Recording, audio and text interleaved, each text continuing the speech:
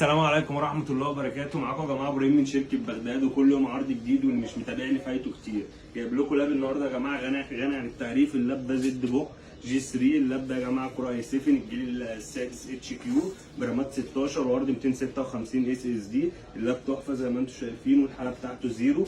اللاب ده فيه 3 مداخل يو اس بي، وفي مدخل اتش دي ام اي، وفي مدخل فيجا، وفي مدخل لان، وبيركب له كارت ميموري، وفي مدخلين للتايب سي. اللاب حالته زيرو يا جماعة زي ما انتم شايفين قدامكم. والزد بوك طبعا غني عن التعريف زي ما انتم شايفين. حاجه بتشتغل 24 ساعه، في 4 بنكات رام، بيركب له 3 هاردات 2 ام 2 هارد عادي.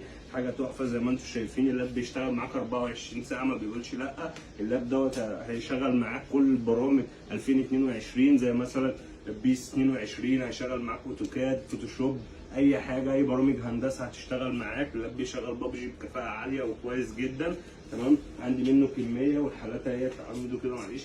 الحالات كلها زي ما انتم شايفين، الحالات كلها زيرو. اي حد عايز اي كميه يخش يكلمني وانا عناية ليكم. اللاب ده يا جماعه سعره هيبقى عامل 11000 بس. 11000 يا جماعه، حاجه تحفه من شركه بغداد. السعر ده استحاله تلاقيه عند اي حد بالحاله ديت. طلعوا لك بالشاحن الاوريجينال وكل حاجه فيه تمام زي ما انتم شايفين. تعالى نورني، واي حد عايز اي حاجه هسيب لكم الارقام تحت في التعليقات وانا عناية ليكم. حاله زيرو، حتى نفاذ الكميه من شركه بغداد.